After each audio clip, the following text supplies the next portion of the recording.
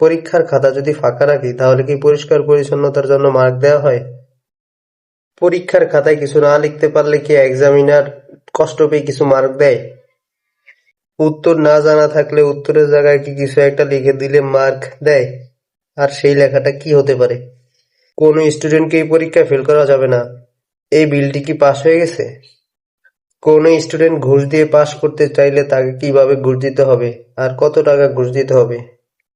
বেশিরভাগ student fail করলে সবাইকে পাস করাতে হবে, এই নিয়মটা কি চালু হয়েছে? রেজাল্ট বেরানোর কতদিন পর থেকে সমাজ কথা শোনানো বন্ধ করে দেয়?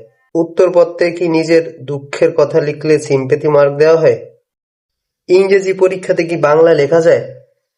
পরীক্ষা দেওয়ার সময় কি চ্যাটজিপিটির সাহায্য নেওয়া অপরাধ?